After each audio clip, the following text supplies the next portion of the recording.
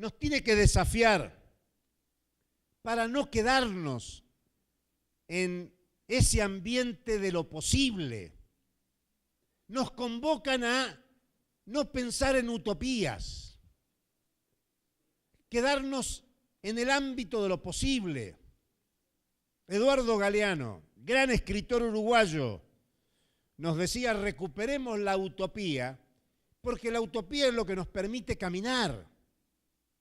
Si no tenemos la utopía por delante, la transformación social de la realidad integral, no tiene sentido discutir la crítica de la economía política, la articulación de movimiento popular y pensamiento crítico como sostenemos de la CEPLA.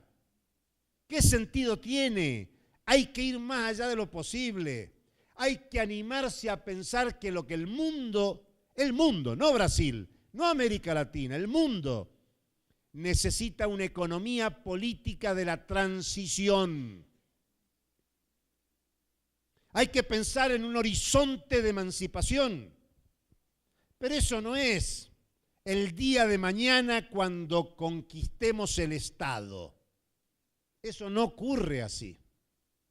La transición para la emancipación empieza ahora, empieza en el aula, empieza en el movimiento popular, empieza en la ocupación de tierras, empieza en la ocupación de empresas, empieza en la transformación de la producción para satisfacer necesidades de la población. No es utópico, es parte de la realidad cotidiana, existe, hay que hacerlo visible.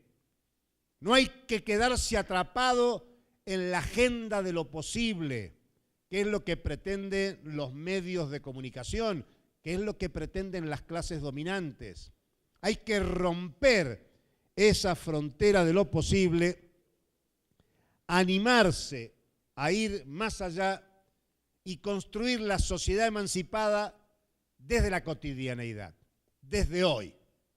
Ese es el desafío que tenemos por delante y a mí me parece maravilloso que en este 22º encuentro de economía política de la CEPI nosotros podamos traer la voz de la CEPLA y decirles a todos que esta mañana, mejor que ayer, la CEPI decidió empujar la construcción del capítulo Brasil-CEPLA y esta mañana hicimos en esta sala una reunión donde una cantidad de compañeras y compañeros se anotaron en un listado que quien de los presentes quiera anotarse puede integrarse a la CEPLA Brasil para tratar de desarrollar pensamiento crítico de la CEPLA en Brasil e intentar articular cada vez más con el movimiento popular brasileño que goza de buena salud y es visto en todo el mundo con mucho interés. Todo el mundo saludó históricamente el papel de los movimientos sin tierra, los movimientos sin techo, los movimientos por la moradía en Brasil. Y hubo gran satisfacción en el mundo con la gran greve del 28 de abril pasado. Y hay expectativas porque haya una nueva greve en Brasil. Por eso es muy interesante que discutamos en esta lógica. Muchas gracias.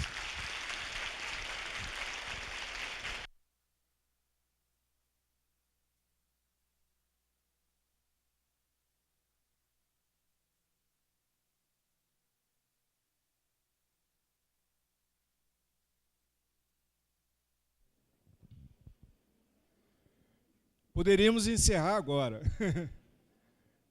mas temos um tempo para...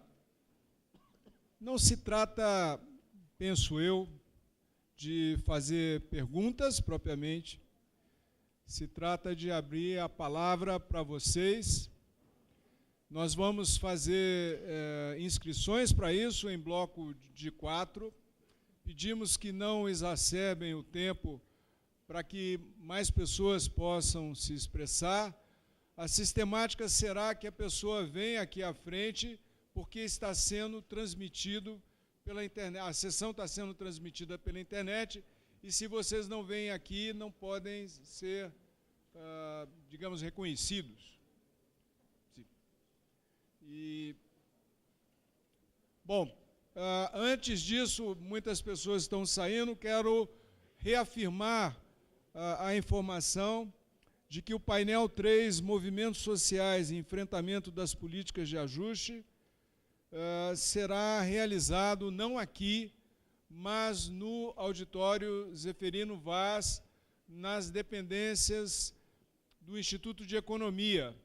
E o horário, ao invés de ser às 17 horas, como aparece na programação, será o horário das 18 horas. Ok? Peço que as pessoas que vão fazer uso da palavra se apresentem e, em seguida, sejam comedidos com esse uso, ok? Sim. Por favor, vocês estão bloqueando a transmissão.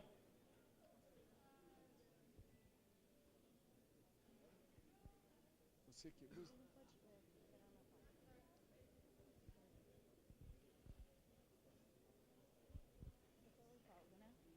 Osvaldo.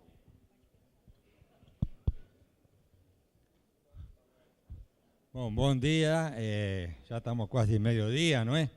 Mas eu queria justamente falar uma coisa que vem à tona tudo isso aqui. Se falou dos problemas e das tendências. Eu tenho explicado e desenvolvido uma ideia boa, acho que é boa, porque fiz eu, não? Acho que é boa. No meu blog, eu gostaria que todos acessassem, lessem e comentassem. Osvaldo com B, Hugo Bertone, com E final, blogspot.com.br. Osvaldo Hugo Bertone, blogspot.com.br. É o único artigo que tenho aí, abri o blog para escrever isso aí. Bom, a solução, a ideia, vou dar a ideia rapidamente, seria a seguinte: nem direita nem esquerda. Nunca existiu uma esquerda, nem nunca existiu uma direita, não é? Ontem o Pedro Paulo falou do famoso neoliberalismo e que tudo se estabiliza facilmente, não é? Chega a um estado em que a fome educa os trabalhadores, sabia? A fome educa os trabalhadores. Ótimo, funciona, é a lei da selva, mas não é humano, lamentavelmente não é humano, tá? Os grandes se comem os pequenos. Outro lado seria o comunismo, socialismo de extrema a extrema, todos iguais, não sei o quê. Funciona, mas nivela por baixo. Todo mundo pobre, tá? Nunca existiu nem um extremo nem outro. Existe um controle. Eu vou falar do capitalismo. Capital, no meu conceito, não é dinheiro. Opa, capital não é dinheiro, sabia? Capital é o que nós temos. Brasil tem terra, tem indústria, tem estrutura e tem o maior capital, que são as pessoas. Isso é capital. O dinheiro não é dinheiro. O dinheiro é o fluido hidráulico de um sistema hidráulico, que tem que ser alimentado para que todo esse sistema funcione. Tá? É nesse conceito. Saída. Como nós controlamos um sistema hidráulico? Bom, tem que ter uma realimentação. Não existe sistema sem realimentação, sem controle. Controle total do socialismo, o liberalismo total, não existe. Existe o controle. Cada país, na minha ideia, cada país tem que ter sua moeda e sua estrutura fechada. Opa, rapidamente, estou a favor de Trump. Do Trump, sabia? Por quê? Porque o Trump falou assim: América para os americanos. Muito bom. Brasil para os brasileiros, Argentina para os argentinos, Uruguai para os uruguaios. E vamos no caminho oposto à globalização. Temos que dar um cavalo de pau e voltar para a individualização. Cada país vai cuidar de sua economia. Leiam meu artigo e vocês vão ver que tem saída para nossas crises. Tá? Só isso. Vou passar para a próxima. Gente, eu vou só pedir para ser relativamente rápido, pois temos só 10 minutos para perguntas. Muito buenos dias. Primeiramente, fora Temer. E em segundo sitio, muchas gracias por la habla, foi muito interessante. E o que queria dizer não é nem uma pergunta, é sim um cumprimento, um elogio, que é acerca desta intenção de CEP de integrar-se como um sítio para discutirmos a posição da esquerda, a posição de Latinoamérica perante o mundo. É muito importante para nós, mientras hermanos, que esto que se explota desde sempre como unidos por um mesmo ideal, que nos entreguemos para fazer face a este sistema capitalista que nos explota, que nos hace, que nos malogra e que, bajo o subliberalismo de que ustedes habéis dicho que nós necessitamos revisitar Bania Bambirra e Rui Mauro Marini, etc., temos que tomar muito cuidado, principalmente em Brasil, para não reproduzirmos um sistema que nos malogra e que pode que conduzca um malogramento a nossos vecinos. Luego, enhorabuena por esta iniciativa de CEPLA Brasil e CEP como instituto de hacer essa conexão para que não haya esto de haber um império dentro de uma periferia. Esto é muito bueno. Gracias. E a pergunta que se hace é: ustedes tenéis um plano mientras esquerda para como começamos, por onde começamos e de que forma começamos? Porque José Lapaviptas, em sua habla, hizo críticas muito radicalistas acerca da União Europeia, mientras um subimperialismo alemão, por assim dizer. E se queremos fazer uma integração latino-americana de verdade, como haríamos sem que tengamos este espectro de subdomínio e que seamos integrados de hecho? Porque Mercosur tinha este ideal, pero al final, como he escrito en mi paper que he defendido, no isso é a prática. Bueno, gracias. Leonardo Regis. Oi, bom dia. Vou falar em espanhol. Ah, para lá? Tá. Aqui em cima tem que vir? Tá. Los gobiernos progresistas en América Latina, de cierta forma, dieron una apariencia de preocupación social en una nueva forma del neoliberalismo. El consenso de Washington ha ganado una nueva forma. Los programas de transferencia de renta, como el Bolsa Familia, han empezado de esta forma en México, con el Progresa. Y son recomendados por el Banco Mundial, esta institución muy progresista. Esos programas son una medida de emergencia, condición necesaria, pero no suficiente para la superación de nuestra miseria. Hay que haber enfrentamiento político en las calles, no solo y prioritariamente en las urnas. La economía es política, como han decidido. Si hubiera el comienzo de un proceso revolucionario popular nacional, bolivariano e integrativo en América Latina, pensando que el hecho del boom de commodities ha posibilitado a través de la esfera de la circulación con la realización de precios arriba al valor, creando mecanismos de compensación de transferencia de valor entre países centrales y periféricos. En Brasil, solamente hemos tenido un momento económicamente histórico entre 2003 y 2007. Superávit en el saldo de las transacciones corrientes. ¿Podríamos usar estos recursos para transformar las bases productivas y las relaciones de propiedad hasta el socialismo y la superación de la dependencia?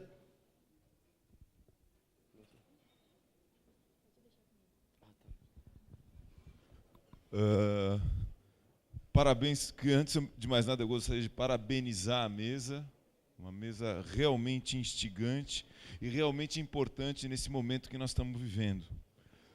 Eu gostaria de colocar a questão para reflexão, que eu tenho imaginado ou tenho pensado que a gente está vivendo, e que a lógica neoliberal é uma lógica que a gente poderia talvez denominar como imperialismo de Estado, que é um imperialismo diferente. Eu inventei o nome, né?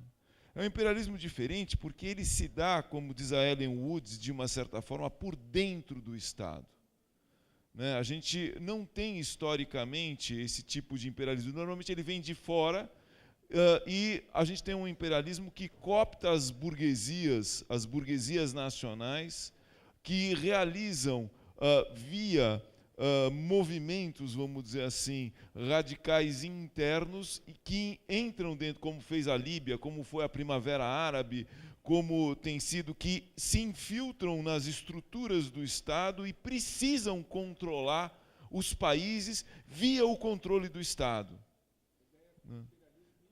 E infiltrado por dentro do Estado, que ocupa os aparelhos de Estado. Eu acho que a gente está, por isso que os golpes se dão desta forma, por isso que a gente tem, vamos dizer assim, esse tipo de dificuldade, que é uma dificuldade interna. Parece que a gente está brigando internamente e, na verdade, é uma briga maior. Então, a questão é, eu estou chegando à conclusão que não existe a possibilidade, como as esquerdas tentaram na América Latina, de compor com esse bloco, que esse bloco é muito forte e está intrincado dentro da burocracia do Estado. Não há como compor.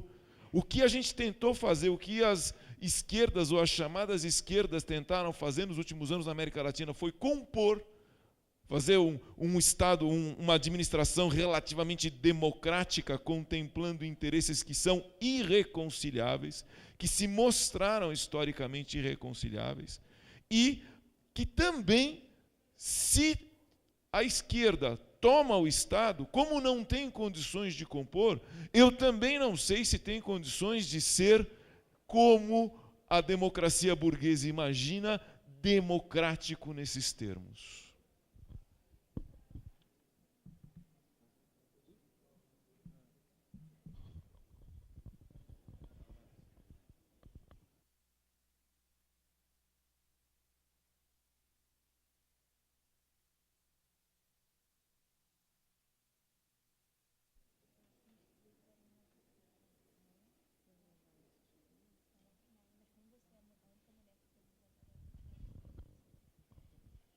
Estou tendo a preferência em função da questão de gênero. Acabaram de me avisar aqui, mas, bom, enfim. Eu queria parabenizar a mesa também. Eu tive o prazer de participar com o Júlio e com Elias do primeiro encontro de economista de esquerda da América Latina, em 2007, né, se não me falha a memória. E a gente discutia algumas das questões que foram levantadas aqui naquele encontro em Montevideo. E fico feliz que a gente esteja conseguindo aprofundar esse debate, porque naquele momento havia uma expectativa diferente em relação a esses governos, e agora a gente já pode ter uma leitura de que aquilo que se apontava como uma tendência naquele momento, de fato, se consolidou, e ocorreu isso que o Elias apontou, de uma melhoria na redistribuição de ingressos, mas não de, efetivamente, alteração das condições da riqueza social. Uma das coisas que se observou no Brasil, e talvez o caso dos movimentos sociais do campo seja emblemático em relação a isso, e que eu queria que vocês comentassem um pouco, é que esses governos progressistas, entre aspas, também promoveram, na minha visão, um rebaixamento das reivindicações e das formas de luta dos próprios movimentos sociais.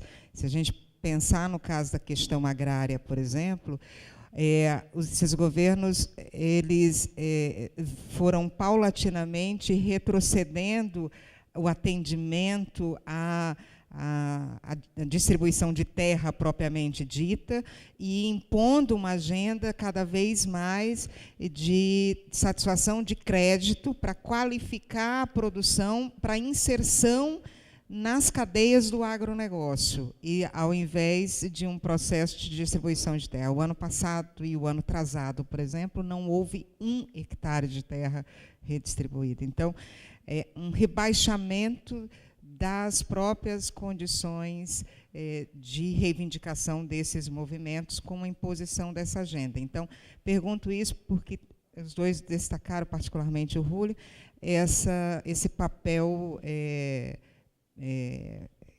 essencial que os movimentos têm para trazer essa perspectiva anticapitalista e, no caso da questão agrária, o acesso à terra é fundamental dentro dessa perspectiva. Então, como é que vocês veem isso como uma herança desses governos progressistas e também esses movimentos assumiram um pouco essa agenda eleitoral também. Então, é isso.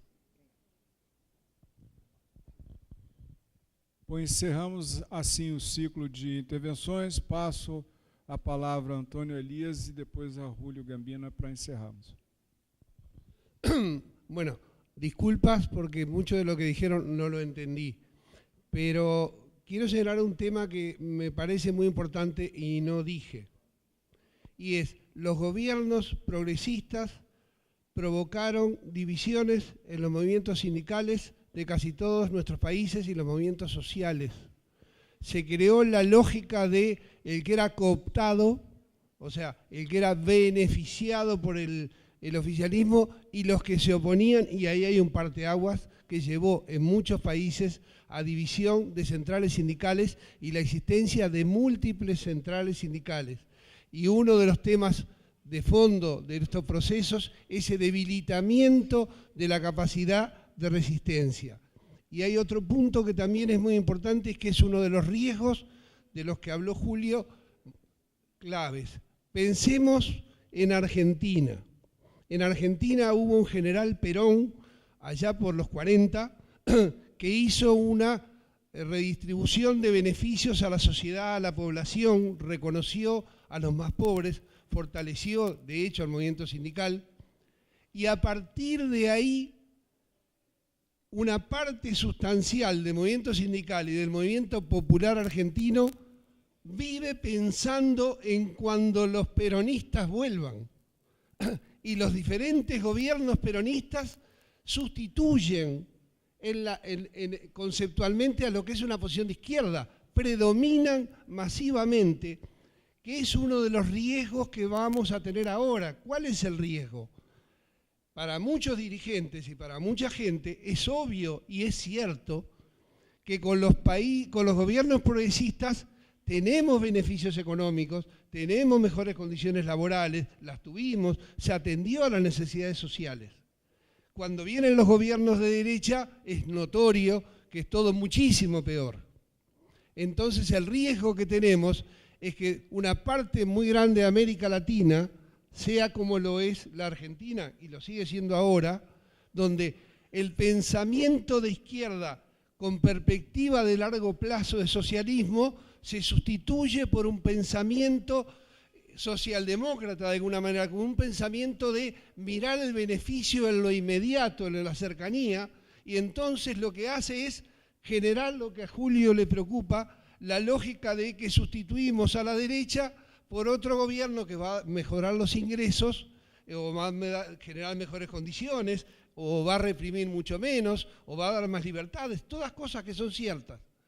Y eso nos lleva a que la alternativa de un cambio social profundo se eternice en el tiempo. Ese es uno de los problemas claves, y otro de los problemas claves, y lo quiero comentar de acuerdo a diversas conversaciones que tuve, nosotros, yo me lo planteo en Uruguay, supongo que para los demás países es lo mismo, el camino de acumulación de la izquierda no es enfrentar totalmente al progresismo creándose como la única alternativa, es captar la parte más izquierdista del progresismo con un pensamiento crítico, porque si no, el riesgo es, como pasa en Argentina, y que Julio me corrija, por años y años la izquierda no pasa las elecciones de tener un diputado, 2 diputados, el 2%, el 3%, quedó al margen.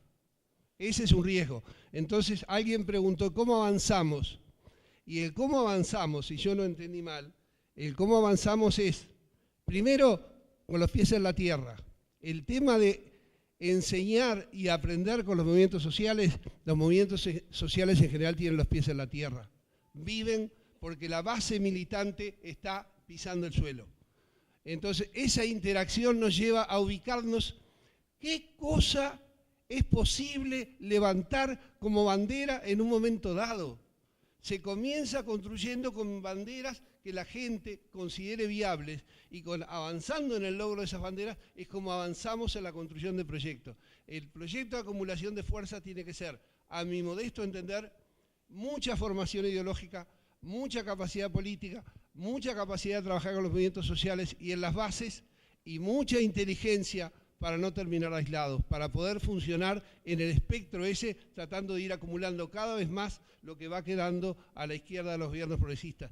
Al margen, todo puede ser muy difícil. Gracias, compañeros.